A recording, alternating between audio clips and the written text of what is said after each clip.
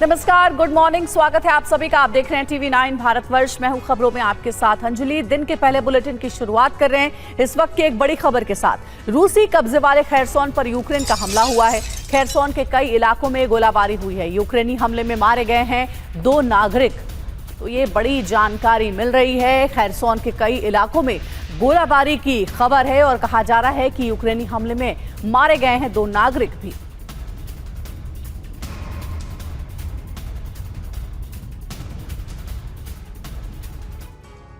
रूसी राष्ट्रपति Vladimir Putin ने युद्ध की रणनीति में बहुत बड़ा और विनाशक बदलाव किया है। रूसी राष्ट्रीय सुरक्षा परिषद की बैठक में इस फैसले पर मुहर लगा दी गई है कि अब नाटो देशों की सीमा में सीधा हमला किया जाएगा। इस हमले से रूस नाटो का सीधा युद्ध छिड़ना तय माना जा रहा है। रूस ने ऐलान कर दिया है कि अब यूरोप में नाटो टेरिटरी उसका टारगेट है, लेकिन रिपोर्ट है कि ये सभी हमले कीव में किए जाएंगे। दरअसल सीरिया में ईरानी कॉन्सुलेट पर हमले का उदाहरण देते हुए रूस ने कहा है कि ईरानी कॉन्सुलेट पर हमले का यूएस ने समर्थन किया और ये हमला ईरान की टेरिटरी पर हुआ था। इसी तरह यूक्रेन की मदद करने वाले देशों के दूतावासों पर रूस को हमले का अधिकार है। देखिए क्या है पुतिन की वॉर ऑफ एम्बेसीज का पूरा ब्लूप्रिंट।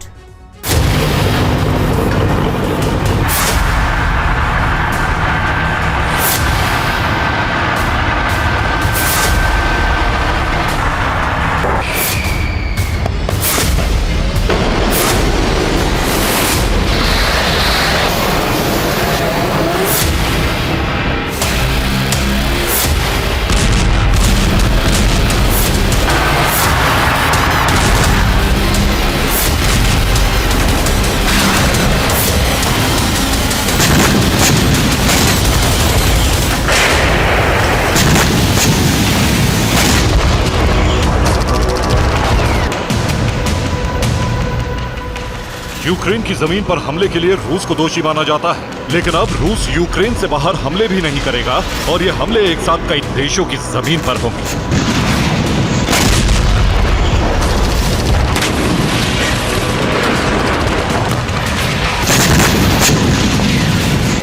मिसाइलें सिर्फ कीव की जमीन पर गिरेंगी और धमाके की शॉक वेव पूरे यूरोप और यूनाइटेड स्टेट्स तक जाएगी।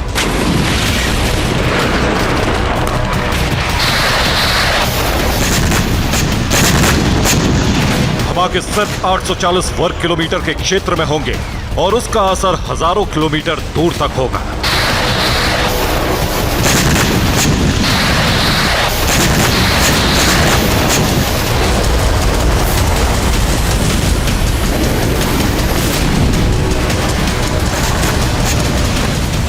क्योंकि पुतिन ने अब युद्ध की रणनीति बदल दी। अब उनके टारगेट बदल चुके और सैटेलाइट से इन सब टारगेट की मैपिंग हो चुकी।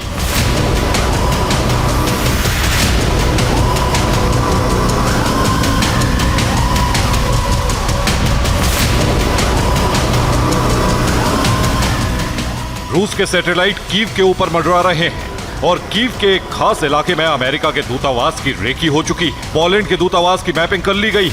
ब्रिटेन के दूतावास को टारगेट पर ले लिया गया। इसके साथ साथ नाटो देशों के दूतावास भी रूस के टारगेट पर आ चुके हैं।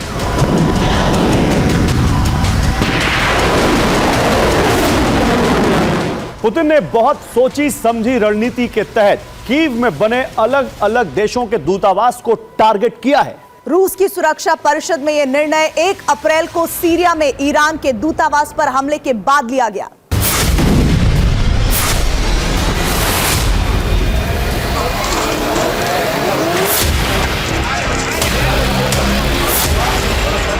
इजराइल ने सीरिया में ईरान के वाणिज्य दूतावास पर मिसाइल हमला किया। हमला 1 अप्रैल की शाम को किया गया। इस हमले में ईरान को भारी नुकसान उठाना पड़ा।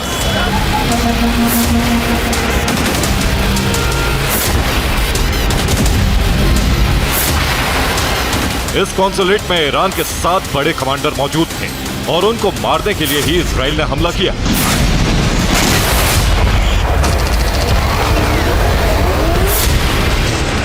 अब रूस भी इसी रणनीति पर कदम बढ़ाने वाला है, क्योंकि रूस ने कहा है कि अमेरिका ने इजराइल के दमिश्क हमले का समर्थन किया, जबकि ये ईरान की संप्रभुता पर हमला था। इसी आधार पर रूस भी कीव में नाटो देशों के दूतावास पर हमले कर सकता है।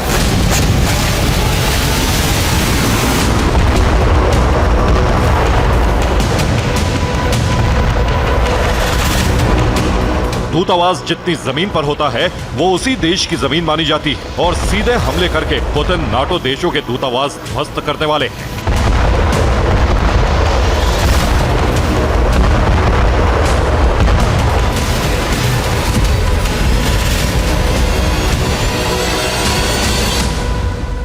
पुतिन के टारगेट पर सबसे पहले अमेरिका का दूतावास है, क्योंकि पेंटागन ने कीव में नॉन कॉम्बैट ट्रूप भेजने का फैसला लिया।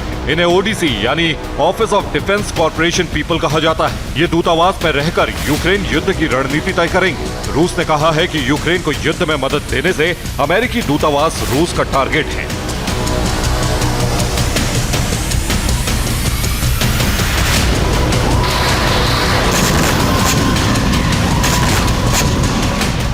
रूस कीव और नाटो दूतावासों पर हमले का पूर्वाभ्यास भी कर चुका है।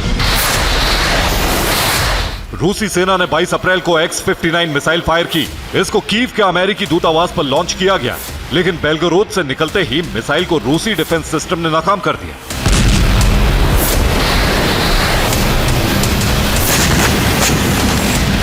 ये रूस की अमेरिका को सीधे चेतावनी है कि अगर युद्ध में यूक्रेन की मदद जारी रही तो उसके दूतावास का हाल ईरान के सीरिया दूतावास जैसा होगा।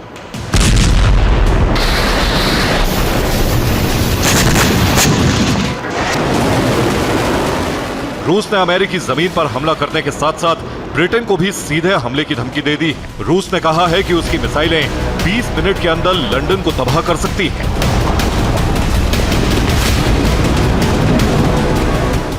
रूस की इस धमकी के बाद ब्रिटेन सरकार ने बहुत बड़े स्तर पर अटैक और डिफेंस की तैयारी शुरू कर दी है।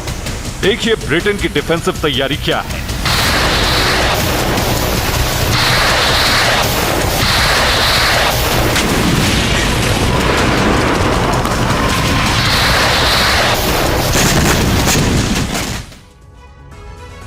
ब्रिटेन के प्रधानमंत्री ऋषि सुनक ने सेना को 7,76,000 करोड़ रुपए की अतिरिक्त मदद जारी करने का ऐलान कर दिया है। ये रकम अगले 6 साल तक सेना के आधुनिकीकरण पर खर्च की जाएगी। ब्रिटेन की थल सेना में इस वक्त परमानेंट सैनिकों की संख्या 73,000 और 2025 तक इसको बढ़ाकर 83,000 करने का लक्ष्य रखा गया है। वायुसेना में इस वक्त 130 फाइटर जेट एक्टिव स्थिति में है और इनकी गिनती बढ़ाकर 2025 तक 160 की जाएगी। ब्रिटेन 30 नए यूरोफाइटर जेट खरीद सकता है। नौसेना में इस वक्त ब्रिटेन के पास कुल 10 सबमरीन है। 2025 तक 14 सबमरीन वॉर रेडी करने का प्लान तैयार किया गया ताकि अंडर वाटर बैटल स्पेस में रूस को टक्कर दी जा सके। ब्रिटेन ने मिसाइल सिस्टम को अपग्रेड करने के लिए नए सिस्टम खरीदने का प्लान तैयार किया है। पुराने सिस्टम भी अपग्रेड किए जाएंगे क्योंकि फरवरी के महीने में ही ब्रिटेन का ट्राइडेंट सिस्टम फेल हो चुका है।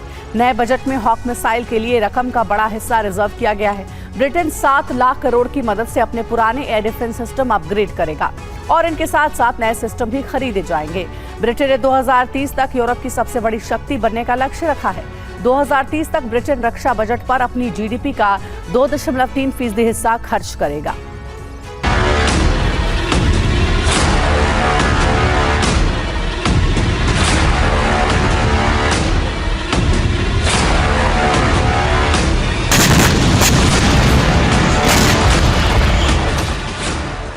नाटो का मिशन है कि हर सदस्य देश डिफेंस पर खर्च बढ़ाए।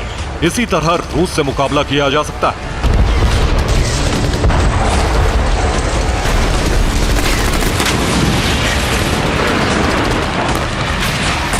रूस से मुकाबले के लिए डिफेंसिव तैयारी तेज हो गई है, तो अटैक के लिए भी ब्लूप्रिंट तैयार हो चुका है।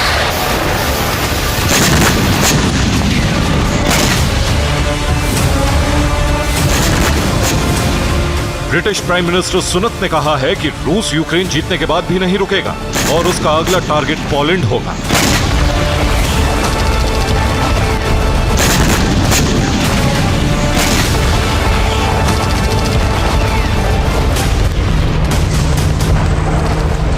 नाटो सहयोगी देश पोलैंड की सुरक्षा बढ़ाने के लिए ब्रिटेन ने बड़ी सैन्य तैनाती की है।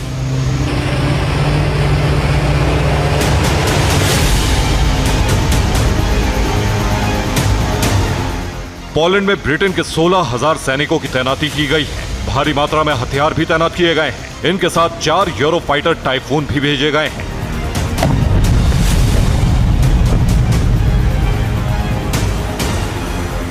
पोलैंड की सीमा पर पहले ही बेलारूस ने परमाणु मिसाइल सिस्टम इस्कंदर तैनात कर रखे हैं।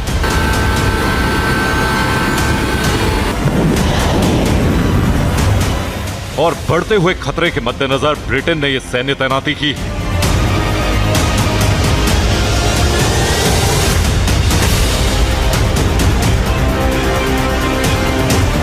अब तक नाटो देश यूक्रेन को हथियारों की मदद देते रहे, लेकिन अब फ्रांस ने यूक्रेन युद्ध में अपनी सेना उतारने की तैयारी पूरी कर ली है।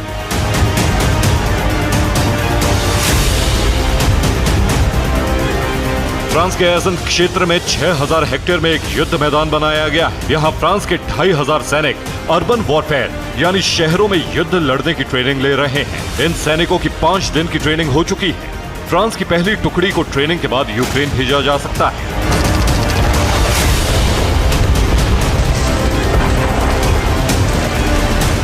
नाटो देशों ने रूस की घेराबंदी के साथ साथ यूक्रेन युद्ध में सीधे उतरने का फैसला ले लिया है।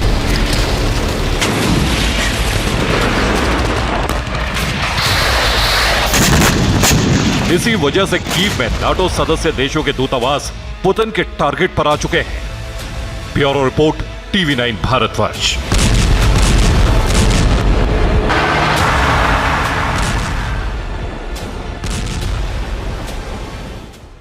और एक ब्रेकिंग न्यूज है, ज़ेपोरिजिया से परमाणु विनाश की आशंका। ज़ेपोरिजिया प्लांट पर सेना भेज सकता है यूक्रेन। प्लांट पर कब्जा जमाना चाहती है यूक्रेन की सेना। फिलहाल रूस के कब्जे में है ज़ेपोरिजिया प्लांट।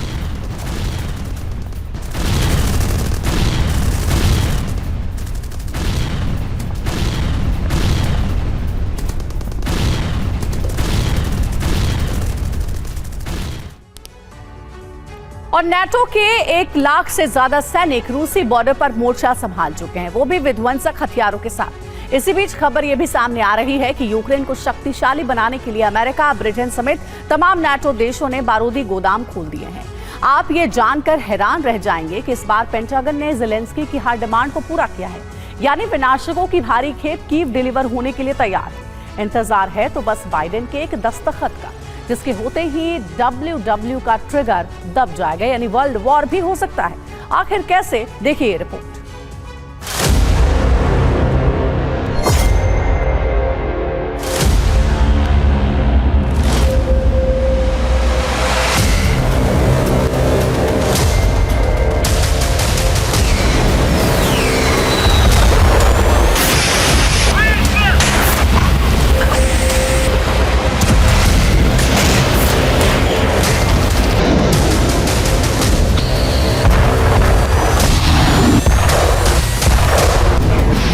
रूस यूक्रेन जंग की आंच अब पहले से ज्यादा भड़कने वाली है।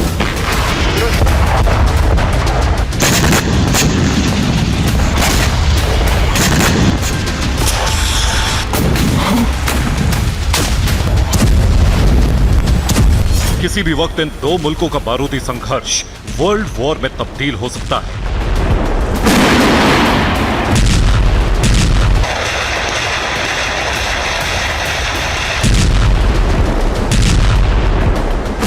जानते हैं क्यों? यूएस प्रेसिडेंट बाइडेन के एक सिग्नेचर के चलते। आज व्हाइट हाउस में प्रेसिडेंट बाइडेन एक ऐसे दस्तावेज पर दस्तखत करेंगे जिसके बाद तीसरे विश्व युद्ध का काउंटडाउन शुरू हो जाएगा।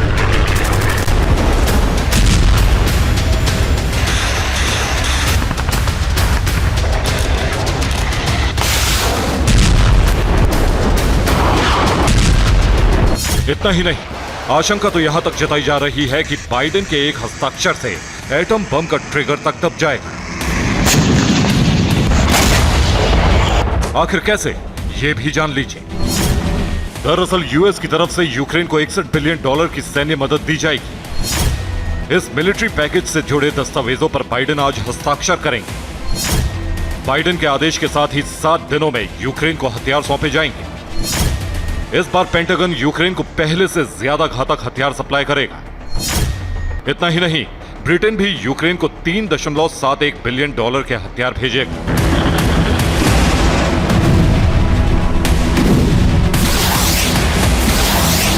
दावा किया जा रहा है कि इस बार पेंटागन हर वो हथियार यूक्रेन को दे रहा है जो जंग में यूक्रेनी ब्रिगेड को कई गुना ताकतवर बना सकते हैं।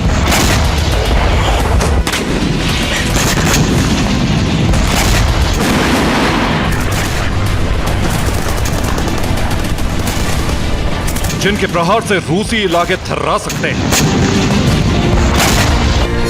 मतलब ये कि बीते 2 सालों से जिन विध्वंसक वेपन की demand Zelensky US president Biden से कर रहे थे, अब वही हथियार यूक्रेन के बारूदी जखीरे में शामिल होने वाले हैं, वो भी अगले 7 दिनों में। आखिर वो हथियार कौन कौन से हैं, ये भी जान लीजिए। मसलन पहला हथियार ATACMS टैक्टिकल मिसाइल, दूसरा हथियार हाइमार्स लॉन्चर सिस्टम, तीसरा हथियार ब्रेडली फाइटिंग व्हीकल, चौथा हथियार MIM-23 हॉक मिसाइल, पांचवा हथियार 155 mm M777 होवित्जर, छठा हथियार अब्राम्स टैंक, सातवां हथियार F-16 लड़ाकू विमान।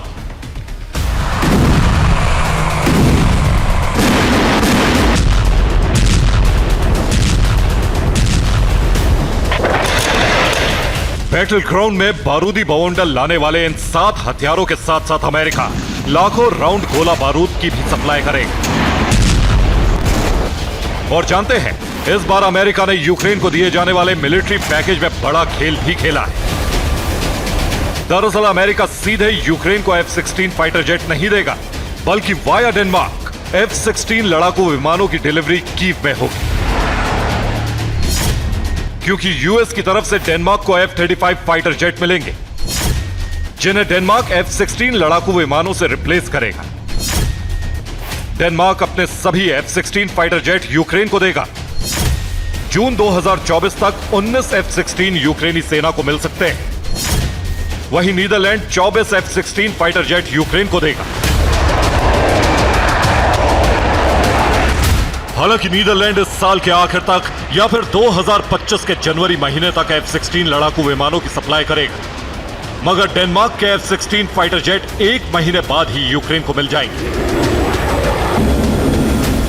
वहीं ब्रिटेन ने भी अपना खजाना यूक्रेन के लिए खोल दिया है। ब्रिटेन की तरफ से यूक्रेन को लॉन्ग रेंज मिसाइलें, एयर डिफेंस मिसाइलें और भारी तादाद में गोला बारूद कीव सप्लाई होगा। मतलब यह कि रूस यूक्रेन जंग अब एक ऐसे मोड़ पर जा पहुंची है जिसके आगे सिर्फ विनाश ही विनाश है।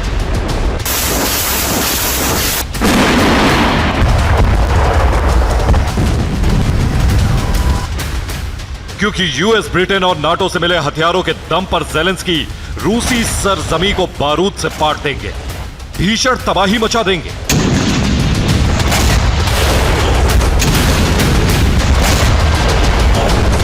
लेकिन पुतिन इतनी आसानी से रूसी धरती को बारूद से धधकने नहीं देंगे, क्योंकि यूक्रेन को मिलने वाले हथियारों की जानकारी जैसे ही पुतिन को मिली, फौरन रूसी डिफेंस ने एक ऐसे सुपर योद्धा को वॉर जोन में झोंक दिया जो डिफेंस भी करता है और ताबड़तोड़ अटैक भी।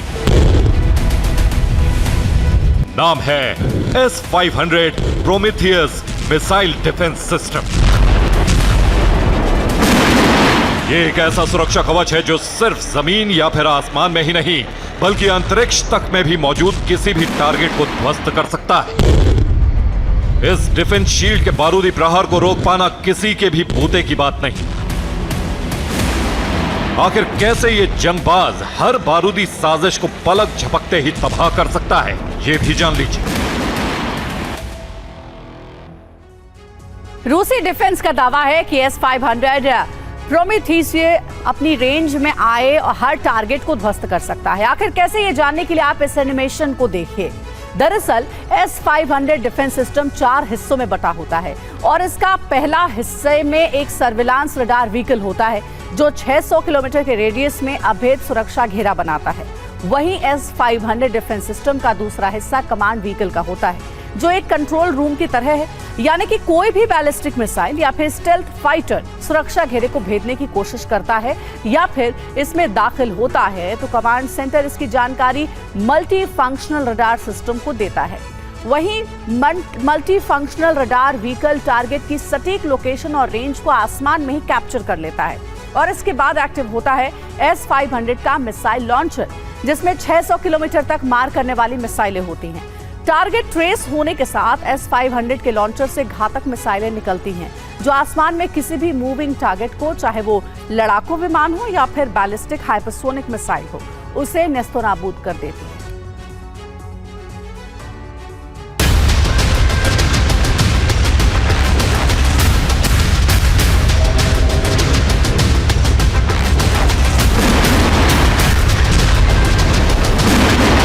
S-500 अब तक का सबसे ताकतवर, सबसे जबरदस्त और सबसे विनाशकारी एयर डिफेंस सिस्टम है।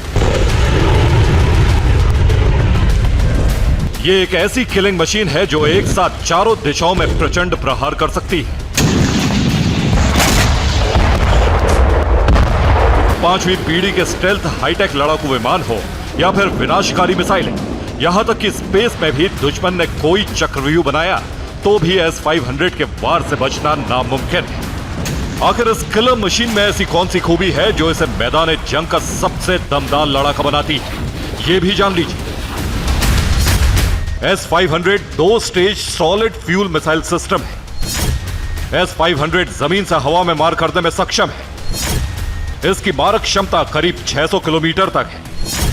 16,000 किलोमीटर प्रति घंटे की रफ्तार से टारगेट को तबाह करता है। हमला और रूस ने हवा में नष्ट किए हैं दोनों ड्रोन।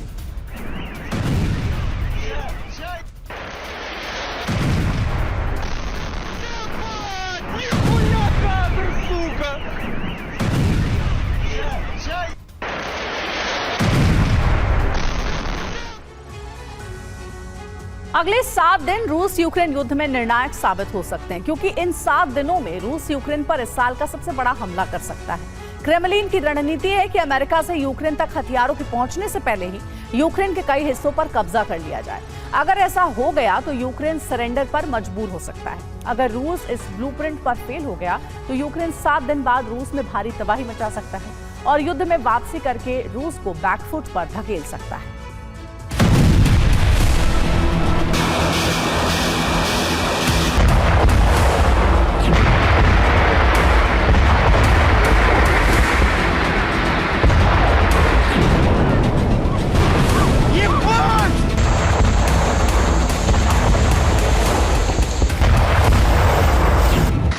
ये सिर्फ ट्रेलर है।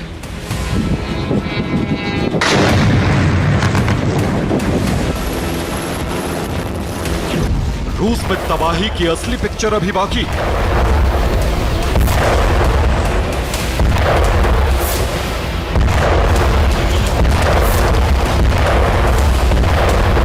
और इसके लिए यूक्रेन ने जो प्लान तैयार किया है उसके लिए बस 7 दिन रुकना होगा।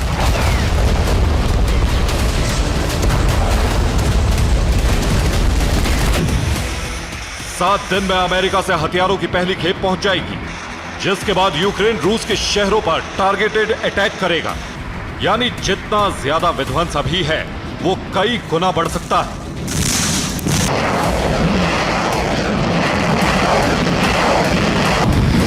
ज़ेलेंस्की का जोश हाई है क्योंकि पहली बार हथियारों की इतनी बड़ी खेप यूक्रेन को मिलने वाली है। खास बात यह कि हाईटेक हथियारों को चलाने के लिए अमेरिका इंजीनियरिंग कोर के ऑफिसर भी भेज सकता है। यूक्रेन काउंटर ऑफेंसिव 2.0 को पहले से ज्यादा मारक बनाने के लिए तैयार है। रूसी शहरों पर हमला करके अचानक से क्रीमिया पर अटैक करेगा, जहां से रूसी सेना को खदेड़ने के लिए ब्लूप्रिंट तैयार है। अब सवाल उठ रहा है कि जब यूक्रेन की तैयारी इतनी जबरदस्त है तो रूस किस प्लान पर काम कर रहा है। दरअसल रूस के पास अभी 7 दिन का वक्त है जिसमें वो ज़ेलेंस्की के मंसूबे पर पानी फेर सकता है।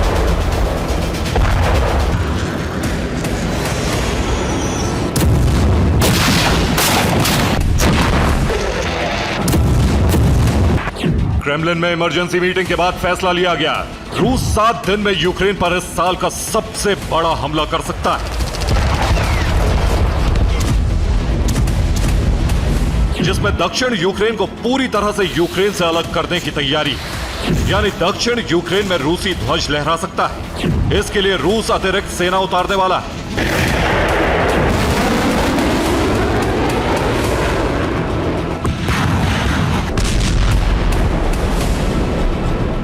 इसके लिए रूस पूरी तरह आक्रामक मोड में आ चुका है। दक्षिणी यूक्रेन में तबाही मचाई जा रही है।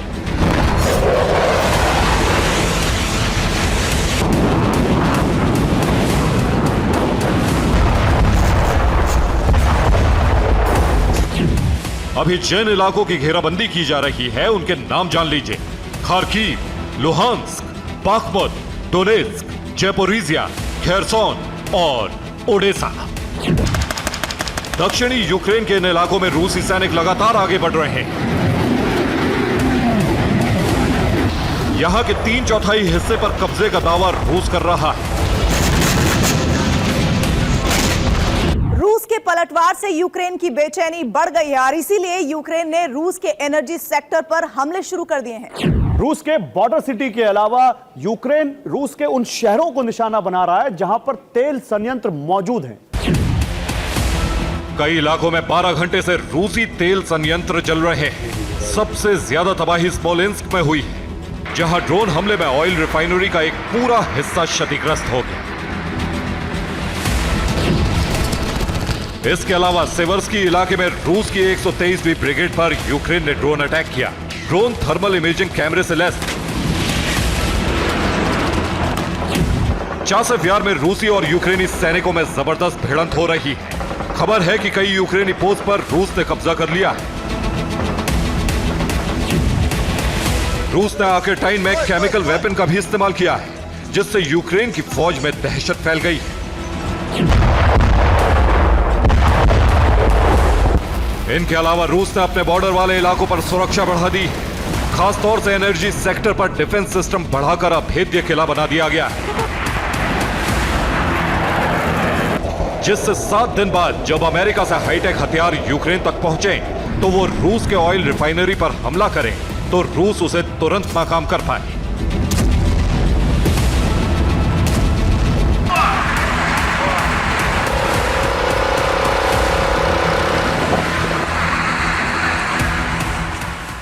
यूक्रेन के सबसे पहले टारगेट पर रूस के सेंट पीटर्सबर्ग की ऑयल रिफाइनरी है, जो यूक्रेनी बॉर्डर से 900 किलोमीटर दूर है।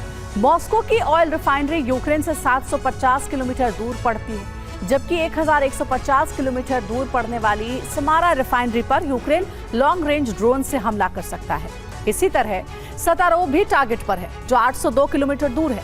502 किलोमीटर की दूरी पर पड़ने वाली वोरोनिश रिफाइनरी भी टारगेट पर है।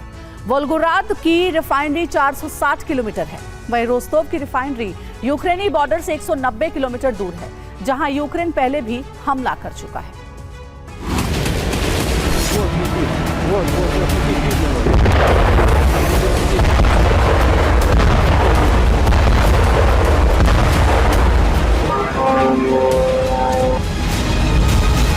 पिछले कुछ दिनों में यूक्रेन ने रूस पर हमले के लिए ड्रोन का सबसे ज्यादा इस्तेमाल किया है। यही वजह है कि रूस ने ड्रोन वॉर की रणनीति बदली है। एक तरफ ऑयल रिफाइनरी पर डिफेंस सिस्टम तैनात कर दिए, दूसरी तरफ एक नई तरह का ड्रोन रूस उतारने वाला है।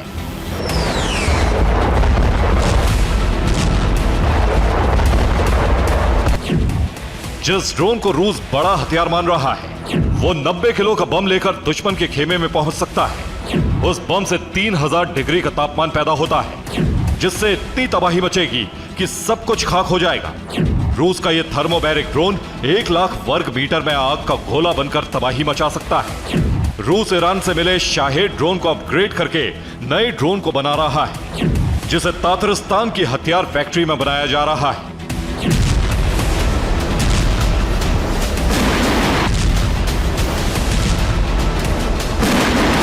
इसके अलावा रूस ने अपने ठिकानों को यूक्रेन के हमले से बचाने के लिए स्मोक स्क्रीन तैयार की है। इसका एक वीडियो भी सामने आया है, जिसमें बेलोगोरोवका के आसमान में बादलों की एक परत तैयार हो जाती है, जिससे दुश्मन की मिसाइल या ड्रोन टारगेट को ट्रेस नहीं कर पाते, जबकि दुश्मन के हथियार को रूस का रडार इसी बीच इंटरसेप्ट कर सकता है। रूस का दावा है कि उसने पिछले 48 घंटे में इसी तरह यूक्रेन के 50 ड्रोन मार गिराए हैं।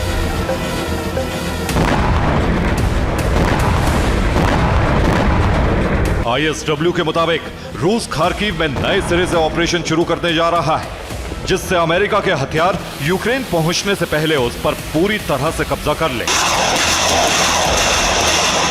यूक्रेन की खुफिया एजेंसी का इनपुट है कि रूस 7 दिन से पहले एक बहुत बड़ा हमला करने की तैयारी में है, जिसमें टारगेट पर दक्षिण यूक्रेन है। यानी जब तक अमेरिका के हथियार यूक्रेन पहुंचेंगे, उससे पहले ही रूस भारी तबाही मचा चुका होगा। ऐसे में रूस के आक्रमण से घबराई यूक्रेनी सैनिक अमेरिकी हथियारों का इस्तेमाल डरे हुए तरीके से करेंगे। जाहिर है ऐसे में रूस पर हमला बेअसर साबित हो सकता है। रूस इसी रणनीति के जरिए अमेरिका की चाल को मात देने की तैयारी में है। Bureau report, TV9 Bharatvarsh. और बड़ी खबर है यूक्रेन के चेसिव यार्ड में विनाशक जंग। चेसिव यार्ड में यूक्रेन ने भेजी नई टुकड़ी। चेसिव यार्ड के बड़े क्षेत्र पर रूस का कब्जा। रूसी सेना पर हमले को तैयार नई टुकड़ी।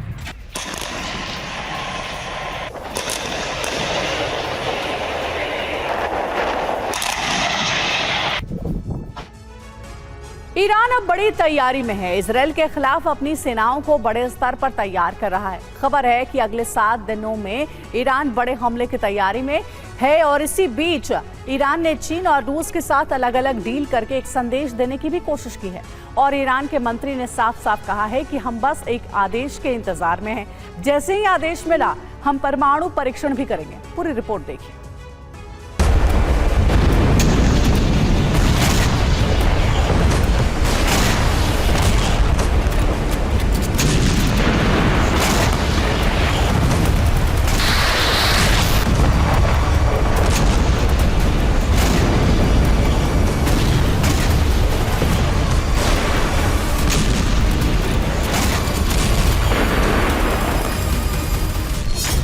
सात दिन बाद इसी तरह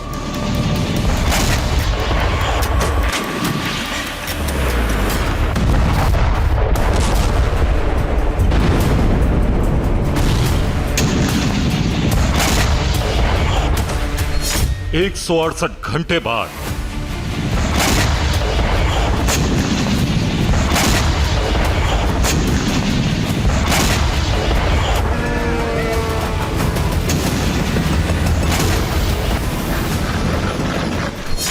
अरब में महाविनाश।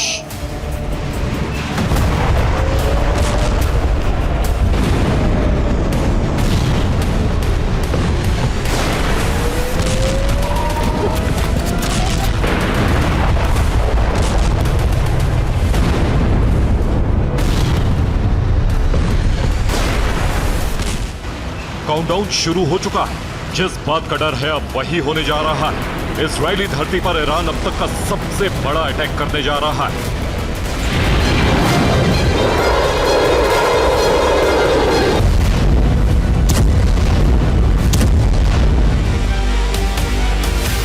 ईरान की तैयारियां तेज हैं। इब्राहिम रईसी की सेना की तैयारियों को देखकर बेंजामिन नेतन्याहू दंग है।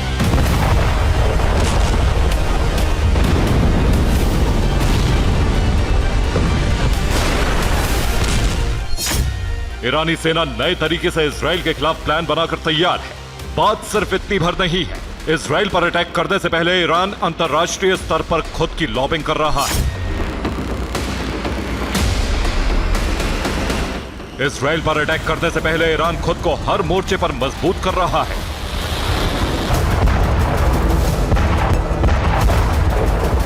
किसी भी परिस्थिति में खुद को इजराइल के सामने टिकाए रखने के लिए ईरान अभी कुछ देशों के संपर्क में है और अलग अलग तरह की डील कर रहा है।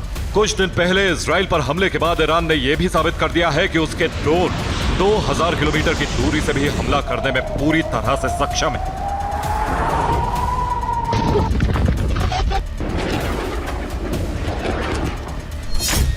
ईरान अभी दुनिया के जिन 2 बड़े देशों के साथ लॉबिंग कर रहा है, उसमें से एक है रूस और एक है चीन। इन दोनों ही देशों के साथ डील करने में ईरान को कई तरह के फायदे हैं और इसका एक मतलब यह भी है कि रूस, ईरान और चीन अब अमेरिका के खिलाफ एकजुट हो रहे हैं।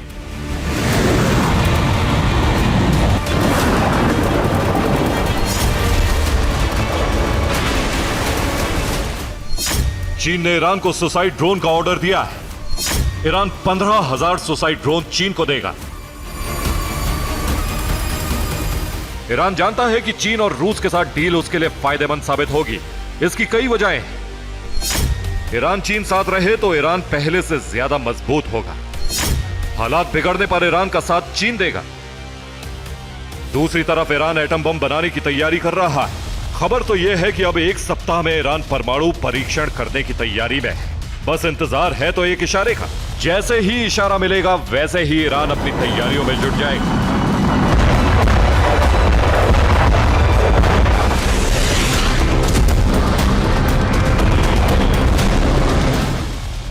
ईरान के मंत्री जवाद करीमी गोदोसी ने सोशल मीडिया पर इसके बारे में जिक्र किया है और लिखा है कि बस अनुमति मिलने की देर है। अनुमति मिलते ही एक सप्ताह से पहले ही परीक्षण किया जाएगा। दावा तो यहां तक है कि 7,500 किलोमीटर के इलाके में ईरान कहीं भी अटैक कर सकता है।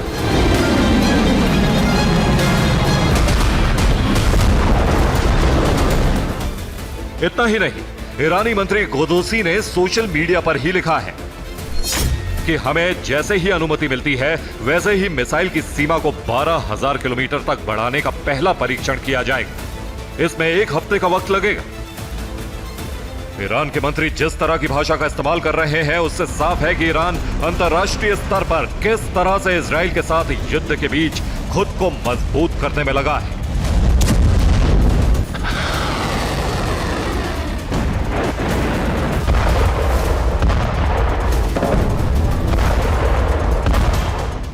इससे पहले रूस के राष्ट्रपति व्लादिमीर पुतिन ने कहा था कि अगर अमेरिका इजराइल की मदद करेगा तो रूस चुप नहीं बैठेगा।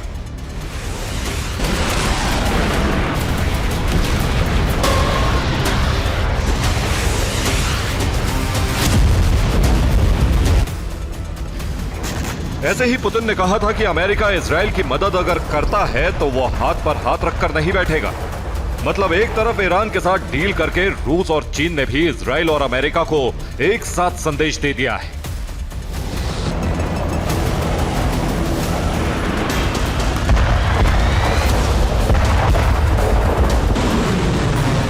मतलब आने वाले 7 दिनों में या 7 दिनों के बाद हो सकता है कि बड़ा घमासान युद्ध छिड़ जाए, जिसकी आशंका पहले से ज्यादा बढ़ गई है। Bureau report, TV9 Bharatvarsh.